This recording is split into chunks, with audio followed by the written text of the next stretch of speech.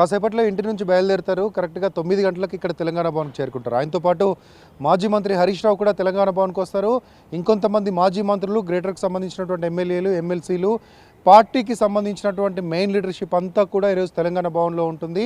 9 గంటలకు రాగానే 10, 10:30 వరకు ఆ లీడర్‌షిప్ అంతా కూడా కేటీఆర్‌తో భేటీ అవుతారు. కేటీఆర్ వాళ్ళతో సమావేశమై జరుగుతున్నటువంటి పరిణామాలు, కేసుకు సంబంధించినటువంటి విషయాలు, ఎవరెవరిని ఎట్లా ఇన్వెస్టిగేట్ చేశారు, ఇదంతా కూడా కేవలం మున్సిపల్ ఎలక్షన్ని డైవర్ట్ చేయడానికి, మున్సిపల్ ఎలక్షన్లో కాన్సన్ట్రేట్ చేయకుండా ఉండడానికి చేసేటువంటి ప్రయత్నం అంటూ ఆయన చెప్తూ వస్తున్నారు. అదే విషయాన్ని క్యాడర్ కూడా చెప్తారు.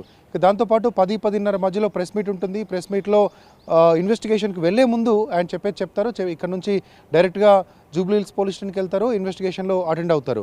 ఉదయం నుంచి, అంటే ఉదయం 6 గంటల నుంచే తెలంగాణ భవన్ చుట్టుపక్కల మొత్తం కూడా టైట్ సెక్యూరిటీ అరేంజ్ చేశారు పోలీసులు. పూర్తి స్థాయిలో ఇక్కడ నుంచి బయటకు వెళ్ళేటువంటి కార్యకర్తలను ఇక్కడే ఆపడానికి, అంటే మొన్న హరీష్ రావును ఎప్పుడైతే ఇన్వెస్టిగేషన్కి వెళ్ళారో, హరీష్ రావు ఇన్వెస్టిగేషన్కి వెళ్తున్నప్పుడు భారీ సంఖ్యలో ఇక్కడ నుంచి కార్యకర్తలు, ఆయనకు సంబంధించినటువంటి అనుచరులు ఇక్కడ నుంచి వెళ్ళారు. పెద్ద కాన్వాయ్ ఇక్కడ నుంచి వెళ్ళింది.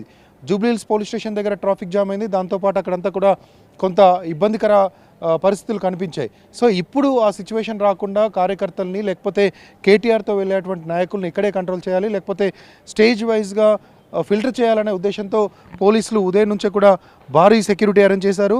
తెలంగాణ భవన్ గేట్లను ఇటువైపు front gate and back gate వైపు పెద్ద ఎత్తున ఫోర్స్ని డిప్లాయ్ చేశారు. ఈ ఫోర్స్ అంతా కూడా కార్యకర్తల్ని కంట్రోల్ చేసే ఉద్దేశంతో ఉన్నట్టుగా తెలుస్తుంది. ఇక్కడికి వచ్చేటువంటి కేటీఆర్తో పాటు వచ్చేటువంటి వేల సంఖ్యలో వచ్చేటువంటి కార్యకర్తలందరినీ కూడా ఆయన వెళ్ళేటప్పుడు, ఇన్వెస్టిగేషన్కి వెళ్ళేటప్పుడు, జూబ్లీహిల్స్ పోలీస్ స్టేషన్కి బయలుదేరేటప్పుడు ఇక్కడే ఆపాలని పోలీసులు భావిస్తున్నట్లుగా మనకున్నటువంటి సమాచారం. సో 9 గంటలకైతే ఇక్కడికి వస్తారు. 10:30కు ప్రెస్ మీట్ ఉంటుంది. ఇక నిన్నంతా కూడా లీగల్ టీంతో, బీఆర్ఎస్కి సంబంధించినటువంటి legal team, Soma Bharat and మిగతా అడ్వకేట్స్తో భేటీ అయ్యారు.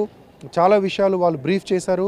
ఇప్పటివరకు ఈ కేసులో ఎంతమందిని విచారించారు, ఎవరెవరిని ఏమడిగారు, ఎవరి రోల్ ఏంటని పోలీసులు చెప్తూ ఉన్నారు, ఎవరిని ఏ యాంగిల్లో క్వశ్చన్ చేస్తూ ఉన్నారు, ఎంతవరకు సంబంధం ఉన్నట్టుగా క్వశ్చన్ చేస్తున్నారు.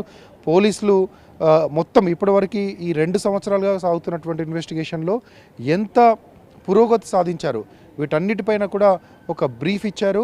సో దాన్ని బట్టి కేటీఆర్ని ఏం అడగబోతారు, కేటీఆర్ ఎలాంటి సమాధానాలు చెప్పాలి, దాంతోపాటుగా తనకు సంబంధమే లేదు, అసలు ఇది కామన్గా జరిగేటువంటి ఒక ప్రొసీజర్.